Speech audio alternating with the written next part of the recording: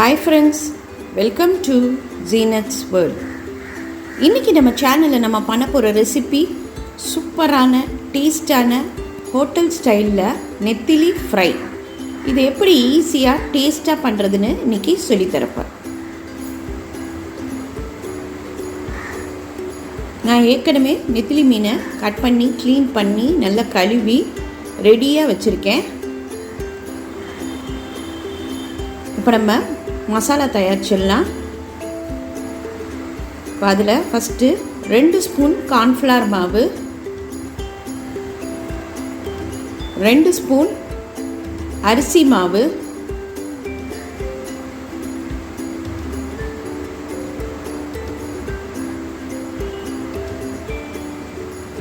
மஞ்சத்தூள் 1/2 ஸ்பூன்,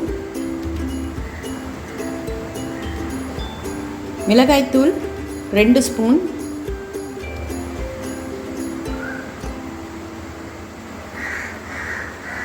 மல்லித்தூள் 1 spoon,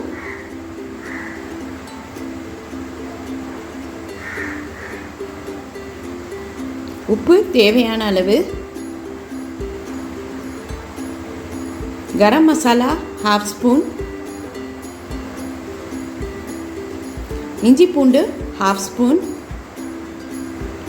pepper powder 1 spoon,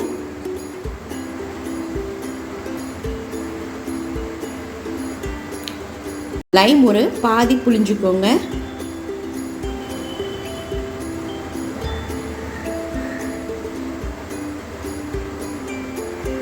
ஒரு அரை கிளாஸ் அளவு தண்ணி ஊற்றி நல்லா பேஸ்ட் மாதிரி இதை நம்ம மிக்ஸ் பண்ணிடலாம். ரொம்ப தண்ணி ஊற்றிடாதீங்க. இந்த மாதிரி பேஸ்ட் மாதிரி தண்ணியை கொஞ்சம் கம்மியாக ஊற்றி எல்லாத்தையும் நல்லா மிக்ஸ் பண்ணி வச்சுருங்க. இப்போ நம்ம கழுவி வச்சுருக்கிற அந்த நெத்திலி மீனை இதில் போட்டு நல்லா மிக்ஸ் பண்ணிடலாம்.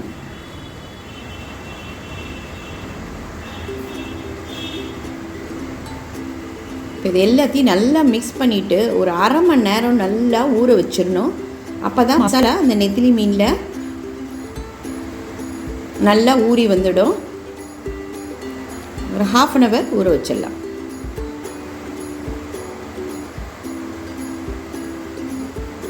இப்போ நல்லா ஊறிடுச்சு. இங்கே நான் பேனில் நல்லா எண்ணெய் ஊற்றிட்டேன்.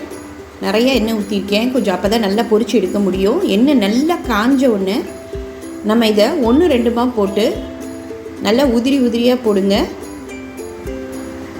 ஒரு 5 நிமிஷத்துக்குள்ளேயே இது நல்லா ஃப்ரை ஆகிடும். எண்ணெய் நல்லா காஞ்சோன்னு அடுப்பை கொஞ்சம் சிம்மில் வச்சுக்கோங்க. அப்போ தான் உள்ளேயும் நல்லா வெந்துடும், வெளியவும் நல்லா கிறிஸ்பியாக இருக்கும்.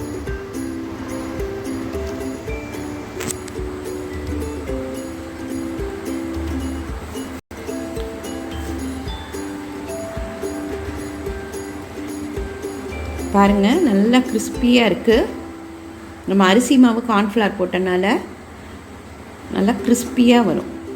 அவ்வளோதான். இதே மாதிரி நம்ம எல்லா மீனையும் போட்டு ஃப்ரை பண்ணி எடுத்துடலாம். இது பசங்க சும்மா ஸ்நாக்ஸாக கூட சாப்பிட்லாம், ரொம்ப டேஸ்ட்டாக இருக்கும். நெத்திலி மீன் உடம்புக்கு ரொம்ப நல்லது. இது எல்லாத்தையும் ஒரு பிளேட்டில் ட்ரான்ஸ்ஃபர் பண்ணிடலாம்.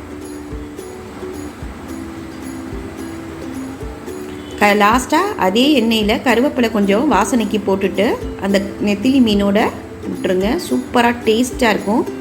இது ரொம்ப ஈஸியான ரெசிபி. இன்றைக்கி இதை ட்ரை பண்ணி பாருங்கள். லைக் பண்ணுங்கள், ஷேர் பண்ணுங்கள், ப்ளீஸ் சப்ஸ்கிரைப் பண்ணுங்கள், உங்கள் கமெண்ட் எனக்கு அனுப்புங்க. தேங்க்யூ.